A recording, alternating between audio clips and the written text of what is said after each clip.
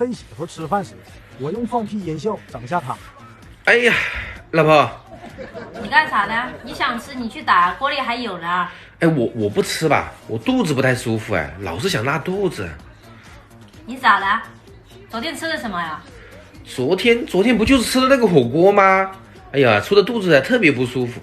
今天早上哎呀，吃的那个金针菇哎，原封不动的拉出来了，不知道怎么回事。哎呦我的妈！你有毛病吧？我在这里吃东西呢，你别在这里恶心我行吗？我哪里恶心了？我跟你说正事的。你肚子不舒服，你可以到一边去，不要再在我面前恶心我，我在吃东西呢。哎，我知道你在吃东西。哎呀，我就觉得纳闷呢，这金针菇怎么就一点都没消化呢？你的事情我哪里知道哎？啊，还故意站在我面前说。哎呦，行，哎，老婆，你在吃什么？我吃面条啊，金针菇啊，还有这个荷包蛋呐。你要吃的话，你到锅里自己去打啊。哎，我不打吧，我不吃了，我怕等一下又原封不动的拉出来了。哎呦我的妈！你有毛病啊！别在这里恶心我好吗？我要吃东西的。行，哎呀，你这吃，好吧。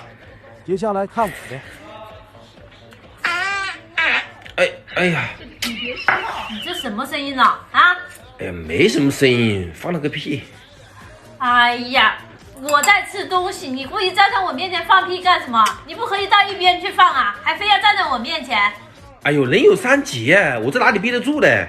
那你也给我憋着，不要在这里放了。你再放，你信不信我跟你赌上？真是的。行。我再来一次。哎呀，怎么老是想拉肚子？你有毛病吧？你这是要熏死我啊！我在吃个东西，你能不能不要恶心我？我这不是肚子就是不舒服嘛，老是放屁。你这是放屁呀！啊！我发现你真恶心的，不要再放了啊！别在这里恶心我。最后再来个狠。